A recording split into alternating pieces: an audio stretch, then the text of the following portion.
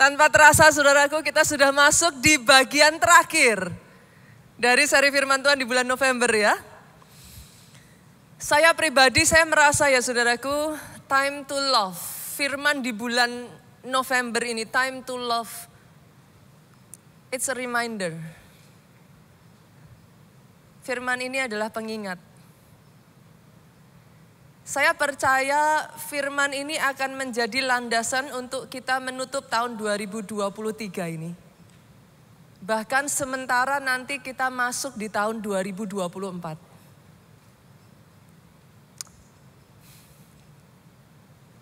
Karena really saudaraku, kasih itu esensi dasar kekristenan. Saya tuh takjub dengan satu ayat ya, kita coba buka ya. 1 Korintus pasalnya yang ke-13, ayatnya yang pertama sampai ayatnya yang ketiga. Saya percaya orang Kristen semua tahu ayat ini. Sekalipun aku dapat berkata-kata dengan semua bahasa manusia, ada di sini enggak yang bisa lebih dari 4 bahasa? Boleh lambaikan tangan saudara? Ada? Malu mungkin ya. Ada nggak yang bisa lebih dari 5 bahasa? Adakah? Nggak ada yang angkat tangan? Mungkin malu ya saudaraku ya. Tapi ayat ini amazing loh. Sekalipun aku dapat berkata-kata dengan semua bahasa manusia, ada berapa bahasa yang ada di dunia ini. Tapi ayat ini ngomong, even though you can speak all languages, bahkan ditambah bonus bahasa malaikat. Tetapi jika aku tidak mempunyai kasih, aku sama dengan gong yang berkumandang dan canang yang bergemerincing. Artinya apa saudara? Gong berkumandang itu artinya dalamnya apa? Kosong saudara. Canang yang bergemerincing. Ini nanti kalau saya menjelaskan ini panjang saudaraku. Zaman dulu ketika ayat ini ditulis saudaraku. Ayat ini ditulis di Korintus yang adalah kota pelabuhan. Dan di sana saudaraku orang-orang akan turun dari kapal. Mereka maaf saudaraku akan mencari wanita penghibur. Dan zaman itu seorang wanita penghibur saudaraku di kakinya itu akan diberikan kayak semacam rantai. Ketika dia berjalan akan berbunyi cering, cering, cering. Disitulah saudara tahu bahwa dia adalah seorang wanita penghibur. What does it mean? Di sebuah kota yang dinamakan sebagai the city of love. Tapi ayat ini berbicara saudara.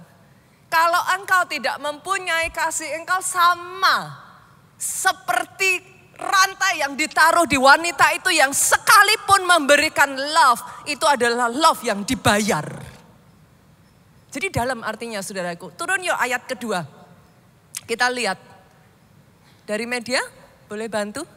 Sekalipun aku mempunyai karunia untuk bernubuat. Di tempat ini ya saudaraku, ada sebagian dari saudara yang saya tahu Tuhan berikan karunia demi karunia. Dan saya katakan kepada saudara, I'm proud of it. It's okay. Itu adalah satu hal yang baik saudara bergerak di dalam talenta dan karunia. Dan aku mengetahui segala rahasia. Kira-kira loh saudara, kalau saudara datang kepada seorang hamba Tuhan yang tahu semua rahasia dalam hidup saudara, saudara akan amazed gak dengan orang ini? Amazed dong. Berapa banyak anak Tuhan yang sengaja cari lari kemana-mana, pergi kemana-mana cari hamba Tuhan yang bisa menceritakan apa yang terjadi dalam hidupnya. See? Dan memiliki seluruh pengetahuan, dan sekalipun aku memiliki iman yang sempurna untuk memindahkan gunung. Ini sudah berbicara bahkan orang yang imannya itu luar biasa loh saudara. Tapi lihat ini, jika aku tidak mempunyai kasih, aku sama sekali gak berguna. Ini berbicaranya masuk ke roh ya saudaraku. Kita lanjut yuk, ayat yang ketiga ini berbicara tentang orang-orang yang mengasihi sesama. Orang-orang yang suka untuk bergerak di bidang sosial. Sekalipun aku membagi-bagikan segala sesuatu yang ada padaku. Jujur Bapak Ibu di sini. Ada gak yang pernah saudara baksos, tapi saudara kasih seluruh harta saudara? Langsung semuanya gini saudara. Bahkan orang-orang yang suka, orang-orang yang memang punya hati dan beban di sana saudara. Saya tanya, ketika saudara dipakai Tuhan jadi berkat buat orang lain, ada gak di sini yang seluruh harta saudara dikasih? Saya rasa semuanya udah langsung begini. Tapi even if you do that, bahkan menyerahkan tubuh untuk dibakar, Tapi jika aku tidak mempunyai kasih sedikit pun tidak ada faedahnya bagiku. What does it mean, saudaraku? Kekristenan start with love. Maafkan saya ya saudaraku, di Indonesia kekristenan boleh dianggap sebagai sebuah agama. Tapi itu dimulai dari ketika Yesus mati di atas kayu salib. Because of love. Artinya saudara di tempat ini ya, maafkan saya sekali lagi, kau boleh beribadah di sini, kau boleh melayani.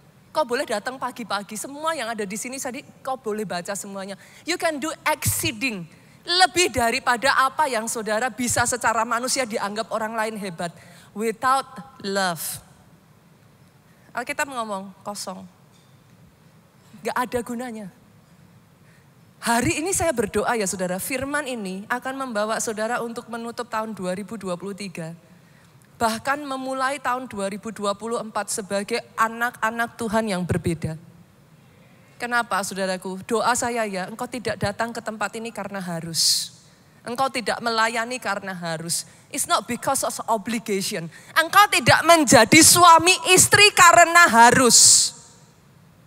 Sorry saudara. Berapa banyak pasangan suami istri mempertahankan pernikahannya karena anak. Tapi hari ini saya berdoa ya, ada kasih yang diperbaharui. Baik kasihmu kepada Tuhanmu, baik kasihmu kepada pasanganmu, baik kasihmu kepada anakmu, keluargamu, baik kasihmu kepada sesama. Doa saya, firman 1 bulan ini, time to love. Itu jadi landasan yang nantinya ya saudara menjalani hari-hari saudara ke depan. You become strong. Engkau kuat, engkau tidak goyah. Keluargamu tidak goyah. Cintamu sama Tuhan tidak goyah. Pelayananmu tidak goyah. Dan hari ini saya akan memberi judul firman Tuhan cukup menarik buat saya saudara. Pejuang kasih. Pastor, apa sih itu? Kita buka ya, kita lihat.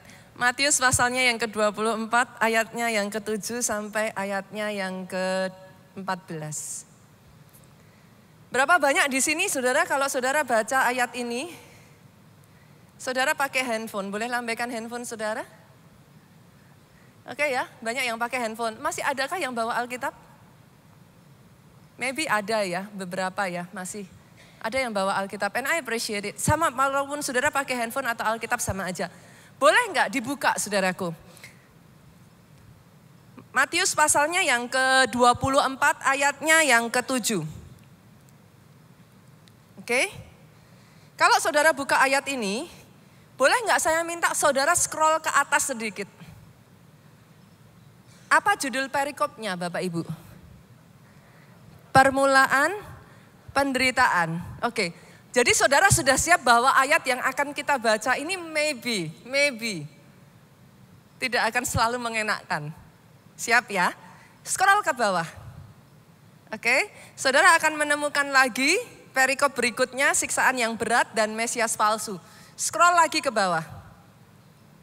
Apa? Perikopnya judulnya yang berikutnya? Kedatangan anak manusia. Maksudnya apa saudara?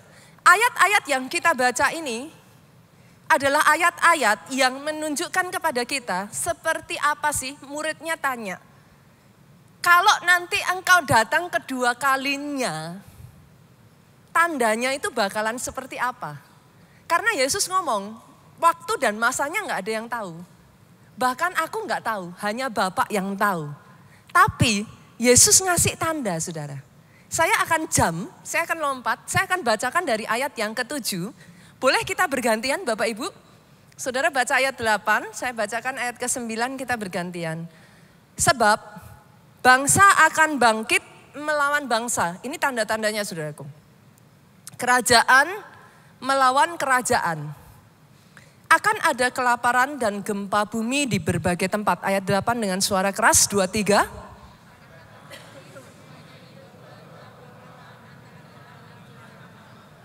Baru permulaan ya saudara. Jadi kalau saudara melihat semuanya itu sudah waktunya atau itu baru permulaan? Baru permulaan. Ayat 9, pada waktu itu kamu akan diserahkan supaya disiksa, dan kamu akan dibunuh dan akan dibenci semua bangsa oleh karena namaku. Sampai di sini saya rasa sebagian dari saudara baca ini sudah nggak enak. Pastor, kok kayak gini? Boleh nggak saya berkata kepada saudara, belajar ngikuti agendanya Tuhan yuk. Tidak semua hal itu terjadi seperti yang kita pikirkan loh Bapak Ibu.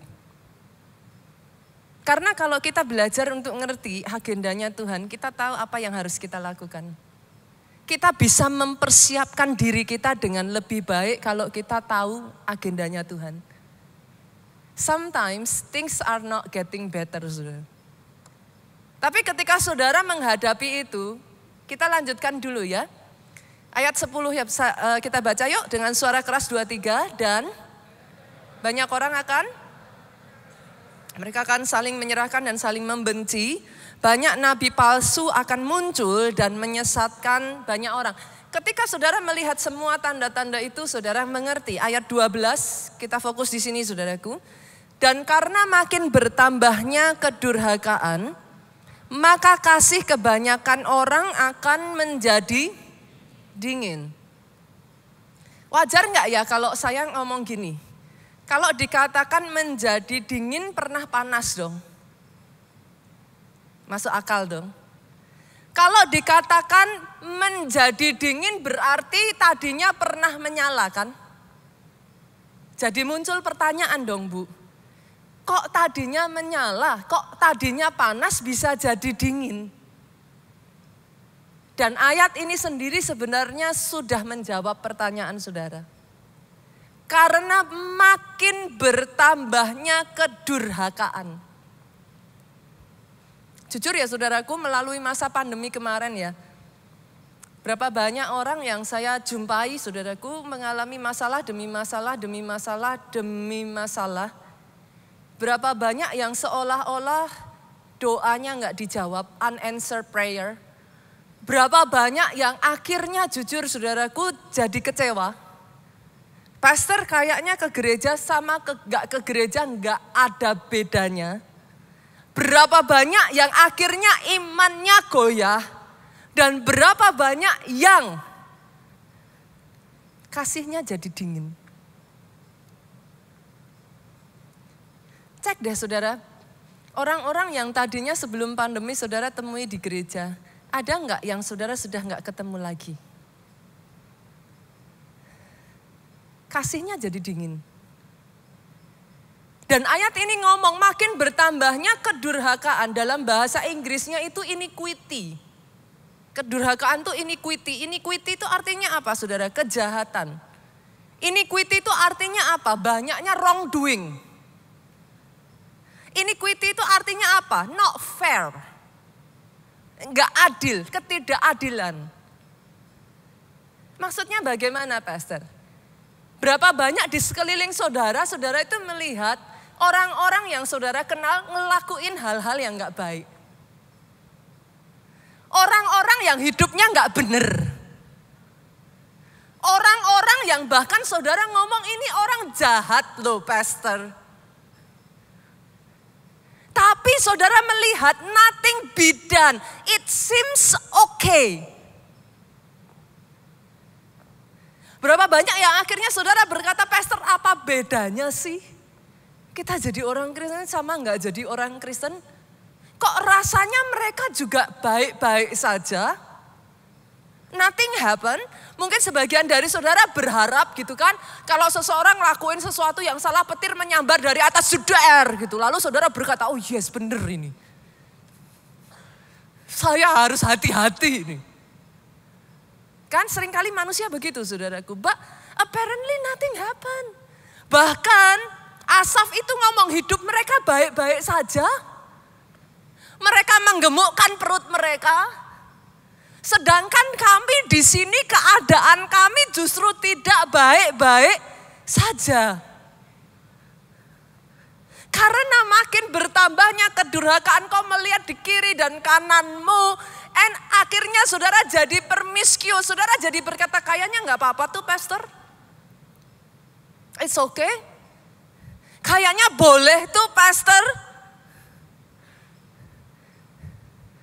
Akhirnya kasih menjadi dingin. Saya bersyukur ya saudaraku, ayat ini nggak berhenti sampai di sini ya. Ayat 13 saudara, kita lanjutkan yuk. Tetapi orang yang bertahan sampai pada kesudahannya akan selamat. Ayat 14 yuk, media agak cepat geraknya, MP. Ayat ke-14 sama-sama dengan suara keras, jemaat boleh baca, 2, 3. Menjadi kesaksian bagi semua bangsa. Sesudah itu barulah tiba kesudahannya. Jadi kapan kedatangan yang kedua kali saudaraku? Setelah Injil itu diberitakan sampai ke ujung bumi. Dan yes saudaraku, we are ushering the coming of Jesus Christ. Ketika Injil itu mulai diberitakan kemanapun, ke kota manapun, ke bangsa manapun, Injil itu mulai diberitakan saudaraku. Tetapi saya akan fokus pada ayat yang ke-13. Saya tertarik dengan ayat ini. Terlepas dari banyak orang yang kasihnya sudah makin dingin, ada loh orang-orang yang mempertahankan kasihnya sampai akhir.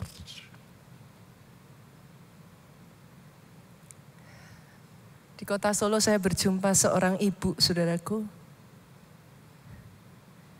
Bahkan di dalam keadaannya yang sedang sakit. Sakit yang sampai begitu, jujur saya melihat aja hati saya hancur, saudara. Tapi saudara tahu apa yang ibu ini katakan dari mulutnya? Dia akan sampaikan kepada saya. Yesus selalu baik dalam hidup saya, pastor. Sampai akhir hidup saya akan tetap mempertahankan kasih saya kepada Tuhan saya. Dia tidak menyalahkan Tuhannya atas apa yang terjadi di dalam kehidupannya. Terlepas dari sakit penyakitnya dan keadaannya, saudara tahu apa yang dia katakan? Yesus terus ada menemani saya loh pastor. Saat kadangkala saya kesulitan bernafas. Oh, dia pegang tangan saya. Bolehkah saya berkata kepada saudara, orang-orang seperti inilah yang saya sebut sebagai pejuang kasih. Sekalipun buat kebanyakan orang zaman sekarang, saudaraku, saya tidak judging siapapun dalam hari ini, maafkan saya saudaraku. Saya tahu things happen in the family. And I'm not judging anyone. Bahkan kalau saudara sempat mengalami hal yang tidak mengenakkan di dalam kehidupan saudara. Tapi izinkan saya mengatakan ini saudaraku, terlepas dari banyaknya pasangan yang sudah menyerah. Saya bersyukur ada orang-orang yang tetap mempertahankan kasihnya sampai akhir. Saya berjumpa saudara dengan orang-orang yang berkata kepada saya, yes pastor, memangnya kalau saya berbuat baik selalu dibalas baik. Saya tuh berkali-kali ngalami loh pastor.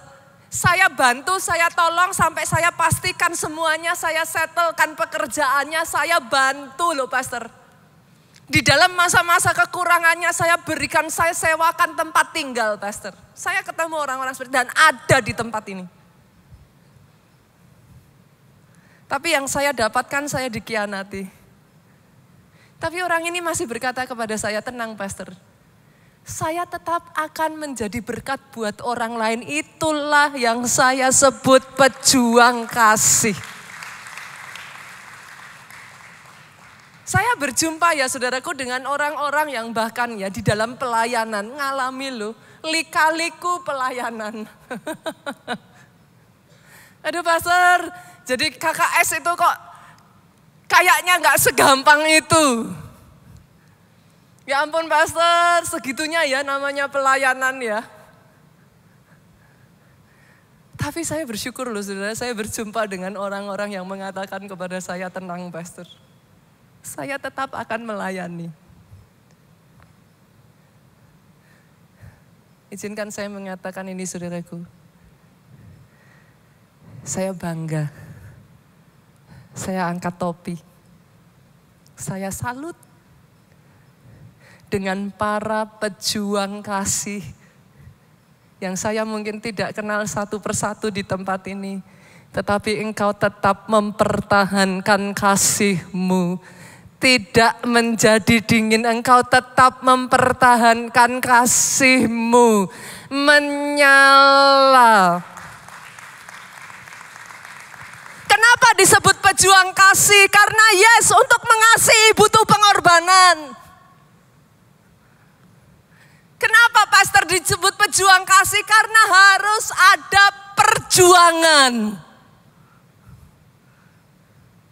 Dan hari ini saudaraku, saya akan mengajak saudara untuk melihat kisah dan belajar dari dua orang yang ketika mereka belajar untuk menjadi pejuang kasih, pengorbanannya itu berat, saudara. Dua orang yang mungkin buat saudara namanya tidak akan pernah terpikirkan muncul, saudara. Yang pertama adalah Elisa. Ini nabi yang sangat terkenal, saya percaya saudara juga pernah dengar nama nabi ini disebut. Kita buka langsung yuk dari ayatnya 2 Raja-Raja 6 ayat 18 sampai 23. In case multimedia nanti belum muncul, Bapak Ibu boleh buka di handphone saudara saja. 2 Raja-Raja 6 ayat 18 sampai 23. Boleh kita baca bergantian Bapak Ibu? Saya baca ayat 18, saudara baca seterusnya, kita bergantian. Ini adalah kisah Elisa pada saat dia diserang oleh bangsa Aram. Ayat 18 saya bacakan. Ketika orang-orang Aram itu turun mendatangi dia, berdoalah Elisa kepada Tuhan, butakanlah kiranya mata orang-orang ini. Maka dibutakannya lah mata mereka sesuai dengan doa Elisa. Sampai di situ dulu saudaraku. Boleh nggak saya minta saudara melihat ayat sebelumnya. 2 Raja-Raja 6 ayatnya yang ke 16 saudara. Oke, ayat yang ke-15. Oke. Seringkali saudara kita kalau baca ayat hanya ayat tertentu saja, maka saudara nggak akan mendapat pemahamannya lebih jelas. Baca dari awal saudara. Bahkan baca satu pasal sebelum, satu pasal setelah. Pastor kenapa? Karena pada saat Alkitab ini ditemukan saudaraku, sejujurnya Alkitab itu nggak dalam bentuk buku. Nggak ada penomorannya. Tapi dalam bentuk scroll. Gulungan. Karena zaman dulu kan nulisnya kan pakai kertas papirus saudaraku. Pakai kertas-kertas inilah saudara. Jadi ini tidak di dalam bentuk kitab seperti sekarang ini. Pasal sekian, ayat sekian itu enggak saudara. Kalau saudara mau memahami satu dengan yang lain itu mereka berkaitan. Gitu. Nah saya bacakan ayat 15-nya ya saudara. Ketika pelayan abdi Allah bangun pagi-pagi dan pergi keluar, tampaklah suatu tentara dengan kuda dan kereta ada di sekeliling kota itu. Lalu berkata bujang itu kepadanya, celaka tuanku, apa yang akan kita perbuat? Bujang ini ketakutan saudara.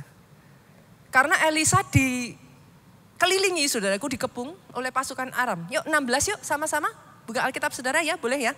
2, 3, jawabnya, jangan takut, sebab lebih banyak yang menyertai kita daripada yang menyertai mereka. Buat bujangnya ketika Elisa berkata seperti itu masuk akal enggak saudara? Enggak masuk akal, mereka cuma berdua. Yang menyerang itu pasukan. Tapi lihat ayat 17.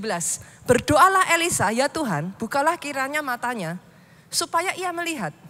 Tuhan membuka mata bujang itu sehingga ia melihat. Tampaklah gunung itu penuh dengan kuda dan kereta berapi sekeliling Elisa.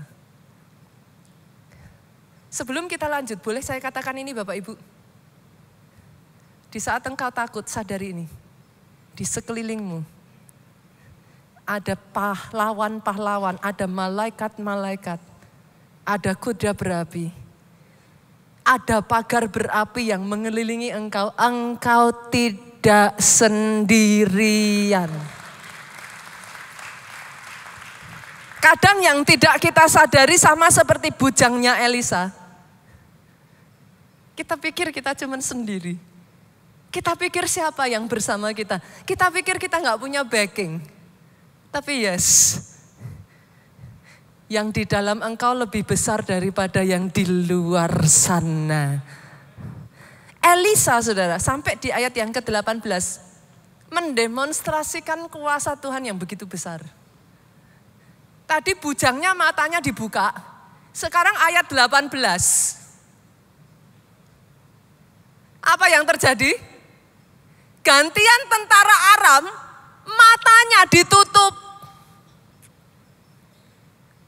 Ketika matanya ditutup ayat 19 sama-sama yuk, 2-3 kita baca. Kemudian berkatalah Elisa kepada mereka apa? Bukan ini jalannya dan bukan ini kotanya. Ikutlah aku akan mengantar kamu kepada orang yang kamu cari. Lalu diantarnya mereka kemana? Ke Samaria saudara. Dalam keadaan mata mereka buta atau melihat. Ini pasukan besar loh saudara. Tapi matanya gak bisa ngelihat. Ayat 20, saya bacakan buat saudara. Segera sesudah mereka sampai ke Samaria, berkatalah Elisa, ya Tuhan, bukalah mata orang-orang ini supaya mereka melihat. Dan heran, mereka ada di tengah-tengah, mereka sudah dikepung tentara Samaria, saudara. Ayat 21 yuk, sama-sama kita baca, 23. Lalu bertanyalah Raja Israel kepada Elisa, tatkala melihat mereka, apa saudara? Kubunuhkah mereka Bapak? Saya tanya, kalau itu saudara, dibunuh enggak? Langsung bunuh. Enggak perlu mikir, habisin aja. Loh ini karena pasukan ini memang mau datang untuk nyerbu mereka loh, saudara harus sadar itu loh. Ini bukan pasukan perdamaian, saudaraku. Ini pasukan yang memang mau menghancurkan bangsa Israel. Jadi sebenarnya pertanyaan raja ini agak aneh. Kubunuhkah mereka Bapak? Tapi saya rasa saudara dan saya akan lebih setuju kalau jawabannya Elisa yang lebih aneh.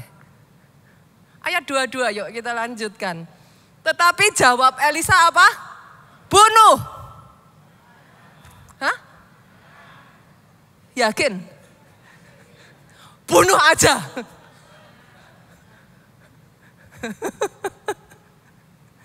Kadang ya saudara, setuju gak sih saudara dengan saya? Jalan Tuhan bukan jalanmu. Rancangan dalam bahasa Inggrisnya pikiran Tuhan, thought, his thought. Pikiran Tuhan bukan pikiranmu. Jelas-jelas tuh ya dibunuh aja udah beres urusannya. Elisa ngomong, jangan. Biasakah kau bunuh yang kau tawan dengan pedangmu dan dengan panahmu? Disuruh apa? Di penjara aja. Hah? Coba dilihat. Penjarakan aja. Jadikan budak. Hah? Nggak berlebihan. Ini orang yang mau nyerang loh. Ini orang yang mau bunuh saudara loh. Ini orang yang mau ngancurin keluargamu loh. Saya saudara sepakat dengan saya nggak? Baca ayat ini rasanya pengen marah gitu saudara. Rasanya nggak terima. Elisa itu ngomong saudara. Jangan. Hidangkan makanan dan minuman di depan mereka supaya mereka makan dan minum. Habis itu mereka gemuk, kita sembelih. Kayaknya kan cukup menyenangkan ya saudara. Evil thought gitu saudara.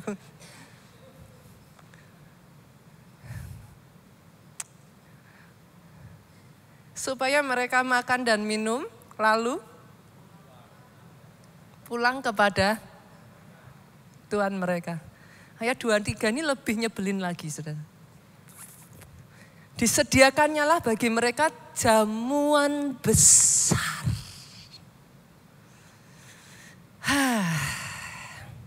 Maka makan dan minumlah mereka. Sesudah itu diracuni aja. Dibiarkannya lah mereka pulang kepada Tuhan mereka.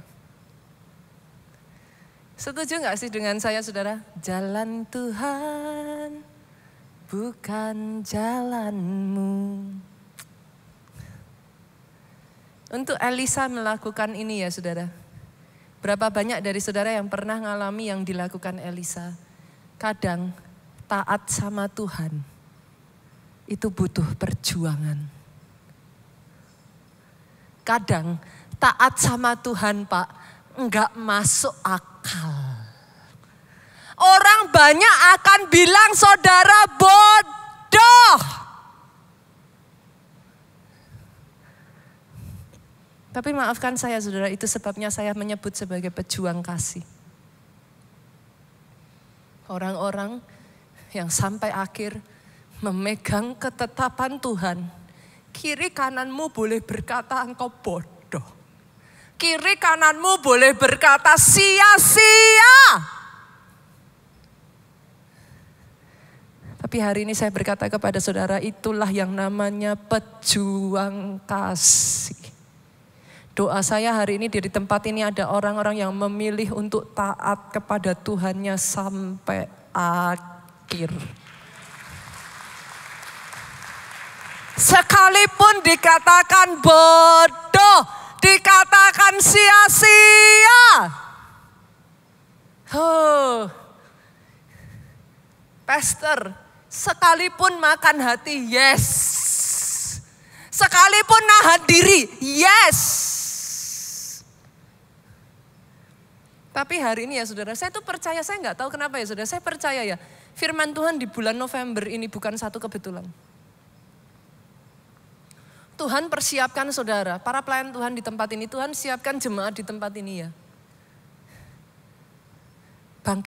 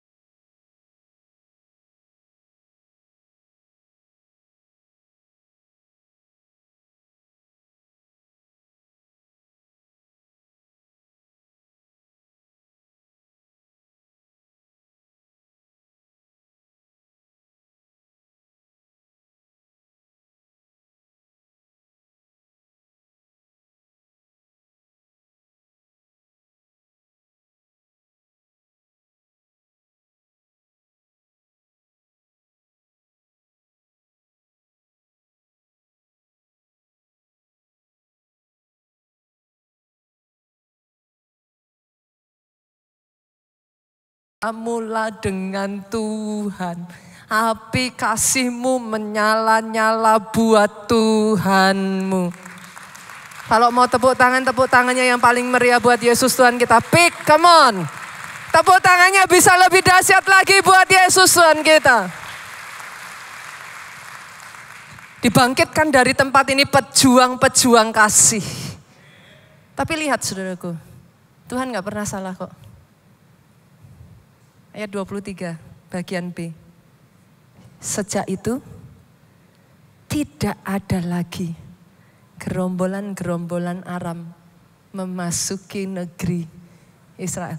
Kalau dibalik ayat 23-nya B ini dinaikkan, saudara mau gak ngelakuin? Sebagian dari saudara tetap gak mau, Pastor. Enak aja. Jujur mengampuni itu jadi berat. Kenapa saudara? Karena saudara merasa kalau saudara mengampuni, saudara rugi. Orang sudah menyakiti saudara, tapi saudara yang nanggung akibatnya. Makanya jadi berat tuh. Coba kalau saudara tahu mengampuni, saudara dapat berkat besar. Sekalipun berat, dilakuin enggak? Tapi seringnya berkatnya datang belakangan tuh saudara.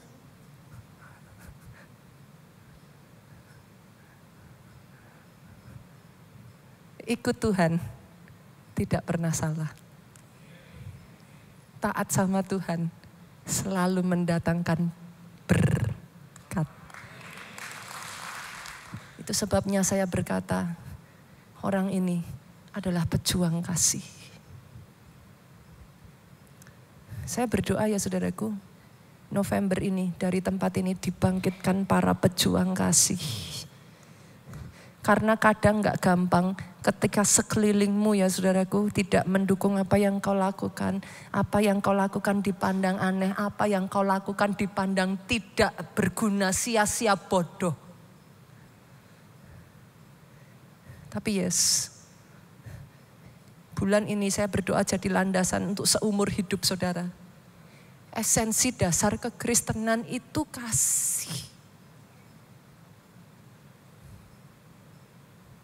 Masih ingat ayat kemarin? Sebagian akan tanya kepada saya, Pastor, kalau gitu apa sih bedanya pejuang kasih dengan mengasihi? Saudara tahu apa perbedaannya? Markus 12, 29 sampai 31 ayat yang minggu lalu kita baca. Tinggal kedua perintah ini yang utama. Apa? Perintah utama yang pertama apa? Saudara tahu apa perbedaannya mengasihi? Kalau saudara mengasihi, bagus. Mengasihi Tuhan bagus gak Pastor? Bagus. Tapi seorang pejuang kasih akan menambahkan di belakangnya. Dengan segenap hatimu. Seorang pejuang kasih akan menambahkan di belakangnya. Dengan segenap jiwamu. Jiwa itu apa saudara? Pikiran, perasaan, kehendak. Boleh gak saya tanya, Pastor, kalau mau ke gereja tapi gak mood, sejak dari hari ini katakan pada diri kita sendiri, dengan segenap jiwamu. Hatinya gak mood. Mau pelayanan, tapi lagi jengkel. Yang ibu-ibu mau pelayanan hari ini sel besar-besaran.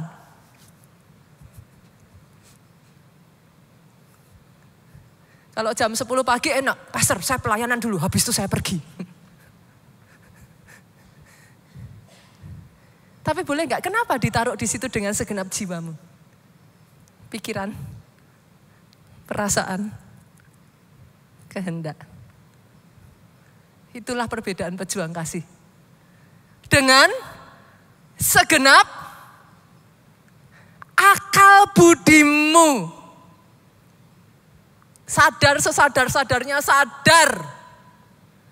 Pelayanan bukannya dapat enak, disalah mengerti. Sadar loh saya Pastor.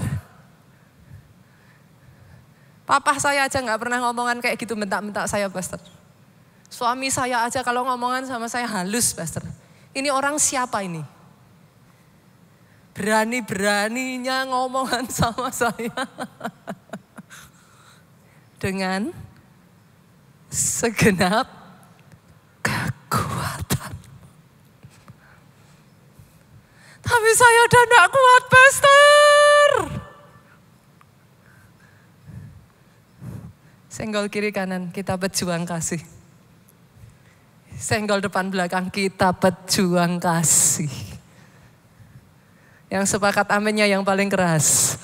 Yang sepakat aminnya lebih keras lagi.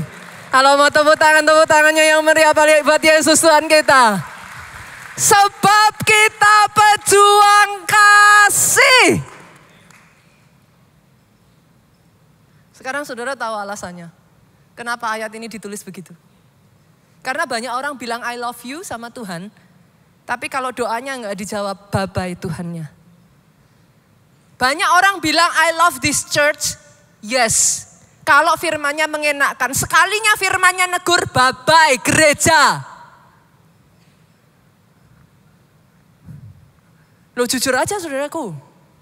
Sekarang jadi pendeta sukar loh saudara. Mau ngomong ini salah, mau ngomong itu padahal kebenaran firman. Nggak diomongin salahnya sama Tuhan. Kan? Kenapa disebut pejuang kasih? Kalau hanya mengasihi, ayat itu ngomong gini. Kasihilah sesamamu manusia. Titik. Udah bagus belum? Bagus. Tapi kenapa disebut pejuang kasih? Karena ada tambahan di belakangnya. Sama seperti engkau mengasihi dirimu sendiri. Itulah sebabnya disebut pejuang kasih. Ini tiba-tiba semua terdiam ya saudara. Kayaknya bilang I love you sama Tuhan. Doa saya sejak dari hari ini ya sama seperti Obaja. I love you-nya enggak cheap. Bilang aku cinta Tuhannya enggak murahan.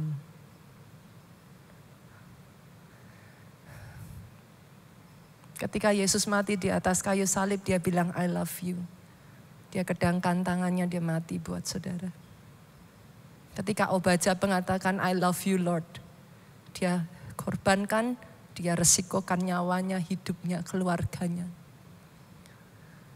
I love you-nya mahal Pak. I love you orang-orang yang di tempat ini, doa saya sejak dari hari ini tidak ada yang murahan.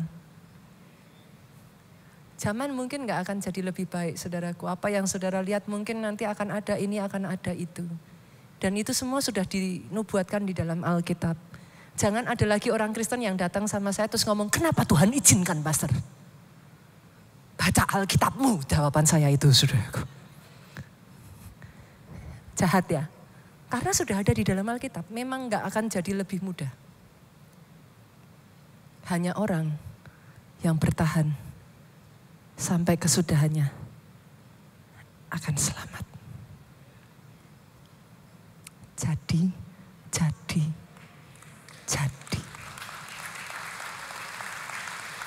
Pastor, saya akan tutup dengan ini. Terus apa yang harus saya lakukan sebagai pejuang kasih? Yang pertama saudaraku, saya akan bagikan 4 poin. Yang pertama, banjiri dengan doa yuk. Banjiri keluargamu dengan doa. Banjiri gerejamu dengan doa. Boleh nggak saya tarik lagi yuk, saya tantang lagi yuk. Bangkit di dalam doa, Bapak Ibu. Pondok Daud bangun kembali. Kenapa? Supaya cintanya menyala-nyala lagi. Banjiri dengan doa, kenapa? Atmosfer di tempat ini, saya minta pada setiap para pemain musik, worship leader, singer, tim KAW di tempat ini. Bangun lagi atmosfer pujian penyembahan. Banjiri dengan doa bangsa kita ini. Sepakat? Dari mana? Daripada saudara ngeributin pilih 1, 2, atau 3. Terserahlah saudara mau pilih yang mana.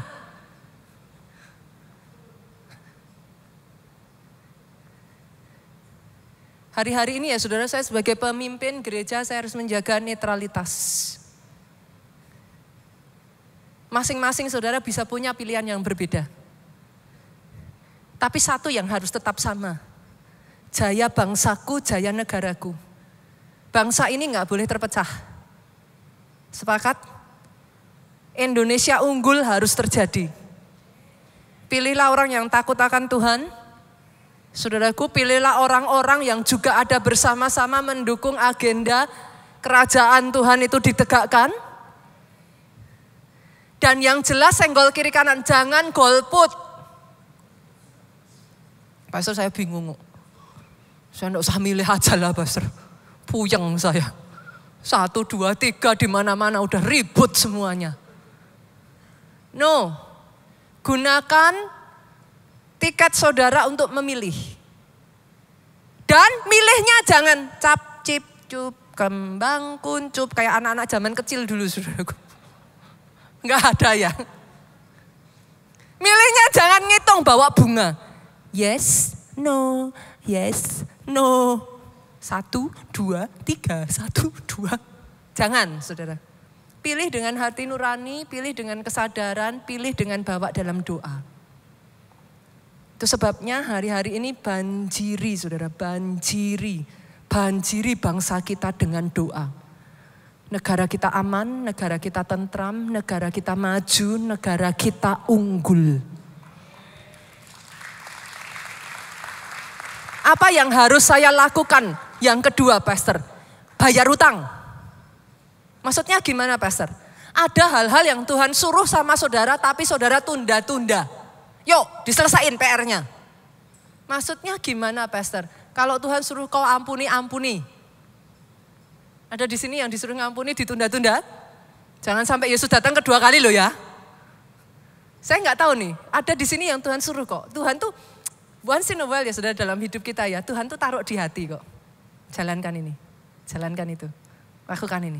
Kadangkala Tuhan bilang, berkati si A, berkati si B. Kita seringnya gini, dalam nama Yesus, tolak. Yuk, periksa. Apa yang Tuhan ingatkan buat masing-masing kita, Tuhan udah kasih PR. Apa? Kalau ada yang Tuhan suruh, tapi kita tunda-tunda, kita belum lakukan, bisa jadi. Ada orang-orang di sini yang sudah lama nggak telepon ke rumah. Ada yang sudah lama nggak pulang kampung. Coba saudara, coba. Apa yang saudara rasa Tuhan suruh? Ada yang tanya sama saya gini, Pastor, kalau ternyata saya salah dengar suara Tuhan gimana? Lebih baik salah dengar daripada nggak taat. Loh salah dengar ya sudah. Besok lagi ditulis, oh salah. Belajar lagi kan gitu, namanya orang juga belajar. Saudara dari SD TK sampai SD SMP SMA pernah salah gak sih? Apa ada di sini yang nilainya 100 terus?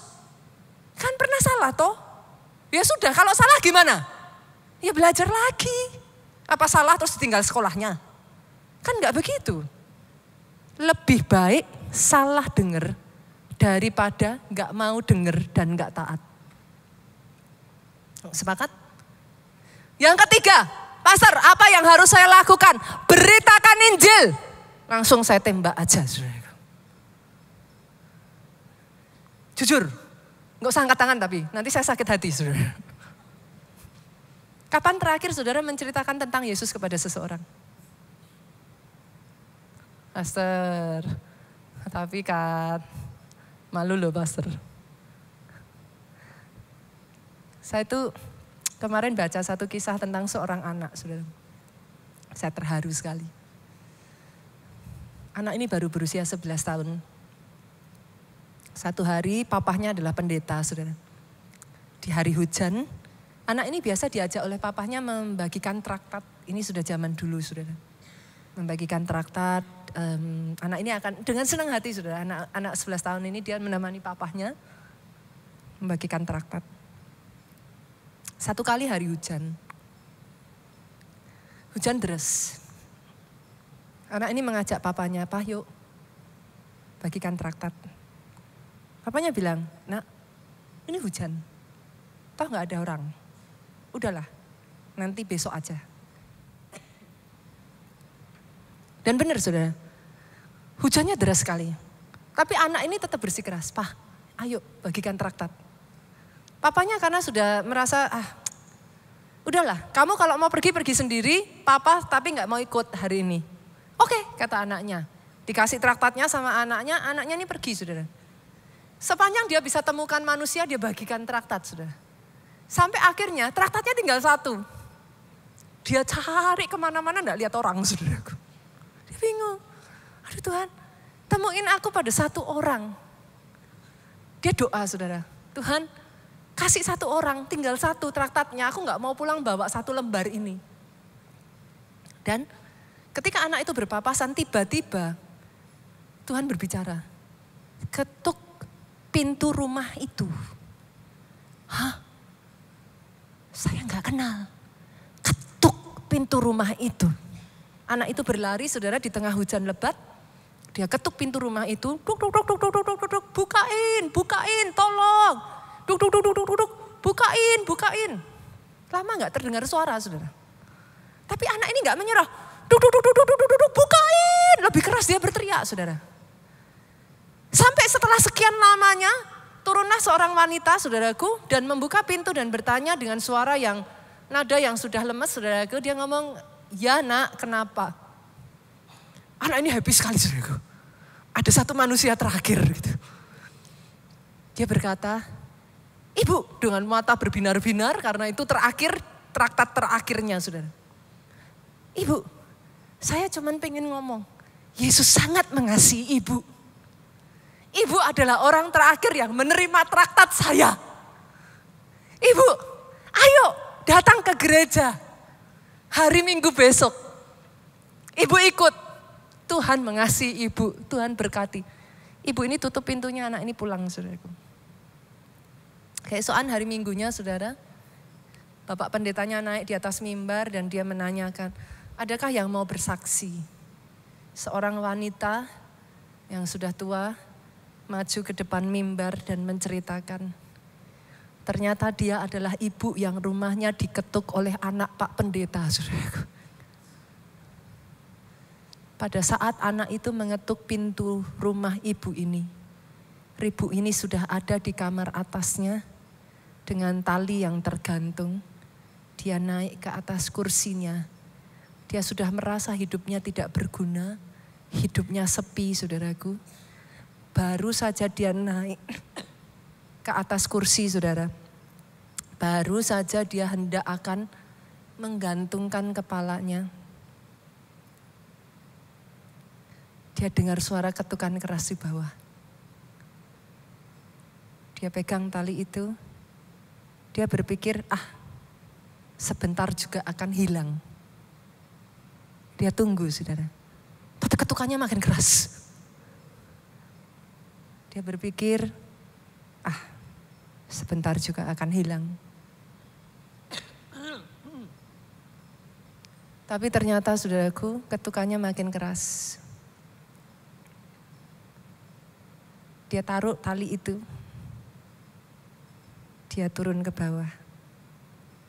Hanya untuk mendapati seorang malaikat kecil dengan mata berbinar-binar mengatakan kepada ibu ini, Jesus love you.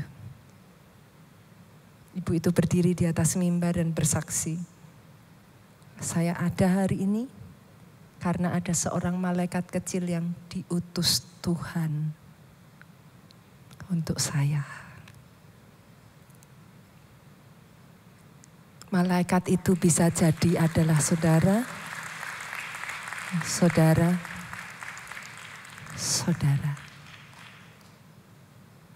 Jadilah malaikat untuk seseorang, boleh Bapak Ibu? Kita masuk di bulan Desember sebentar lagi ya. Sebenarnya nggak nunggu Desember juga nggak apa-apa kali, saudaraku. Saya pikir-pikir kenapa nunggu Desember ya. Tapi Desember adalah bulan Natal. Momen yang tepat ya.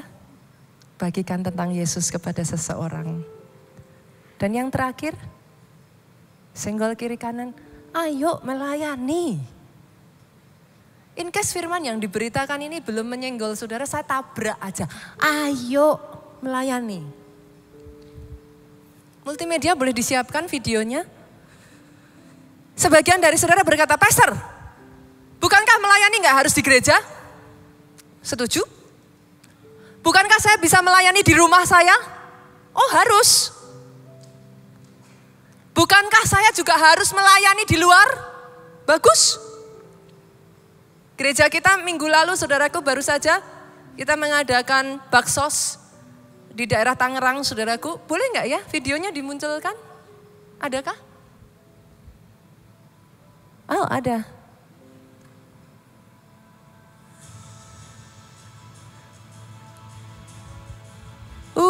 Ada teman-teman yang ikut melayani bersama-sama ya. Kita melayani pada sekitar 200 sampai 300 orang penduduk saudaraku.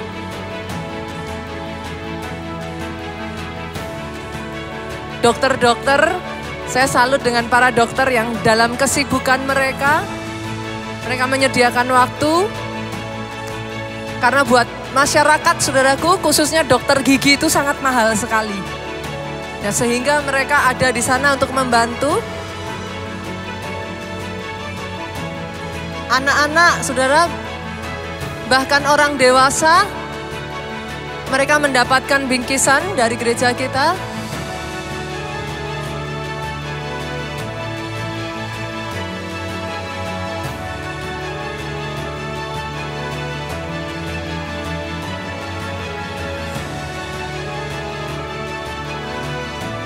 Melalui tangan-tangan saudara, gereja kita juga membagikan sembako kepada masyarakat yang ada di sana.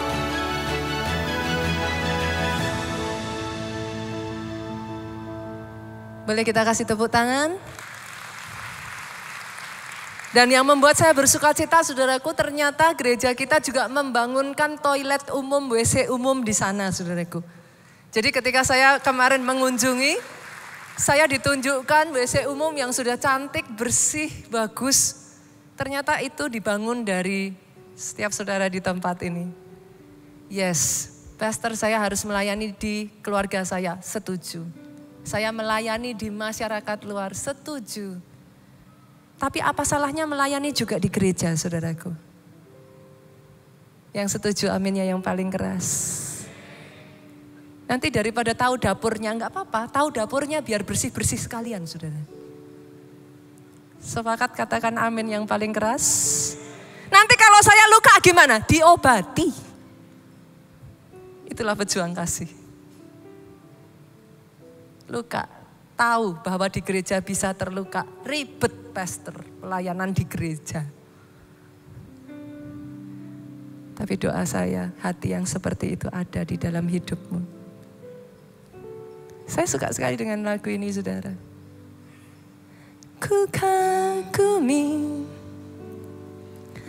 caramu mencintaiku.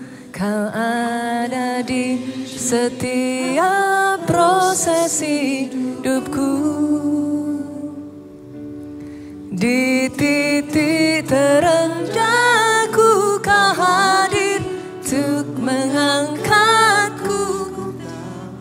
Ku tak menyerah akan hidupku.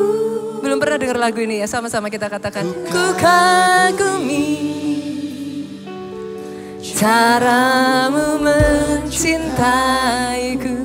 Kau ada di setiap proses hidupku. Di titik terendahku kan ku mengangkatku. Tak menyerah akan hidupku.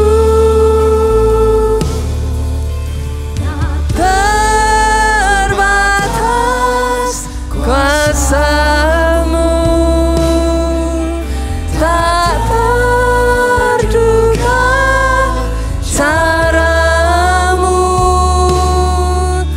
Kau yang ku andalkan di setiap langkah hidupku. Sama-sama katakan, tak terbatas kuasa-Mu, tak terduga jalan-Mu. Kau yang ku percaya,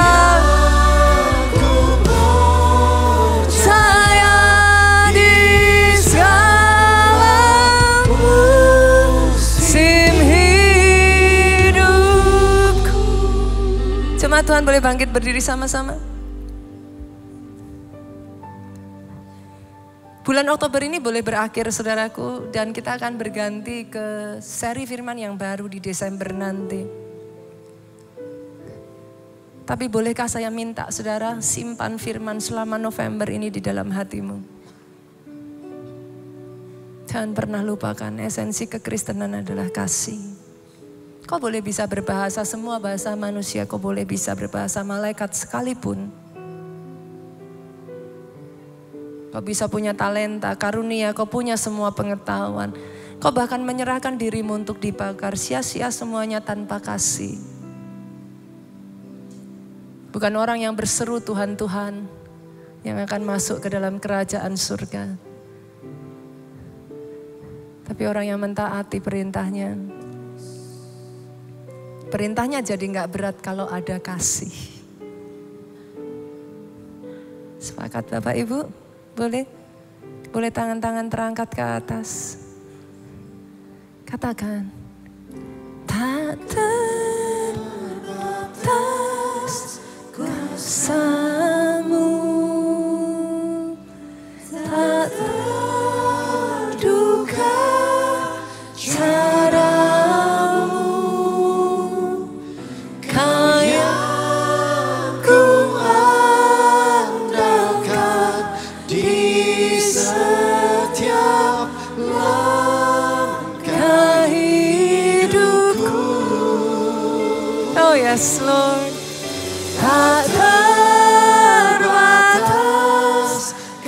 kasih-Mu tak terduga, jalan-Mu Kau yang ku percaya di segala musim hidupku. Engkau yang kami percaya Tuhan, Kau yang ku percaya di segala musim hidupku.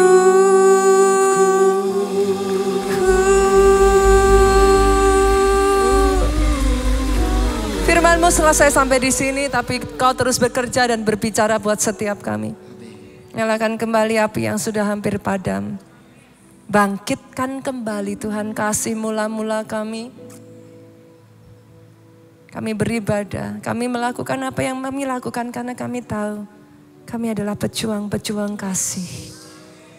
Sampai akhir hidup kami, apa yang kami sudah mulai di dalam roh, kami akan selesaikan di dalam roh. Di dalam satu nama-Mu Yesus Tuhan, kami berdoa sama-sama Bapak Ibu, kita katakan amin. Angkat kedua tangan saudara. Diberkati saudara oleh Tuhan. Diberkati keluargamu oleh Tuhan. Jadilah pejuang-pejuang kasih.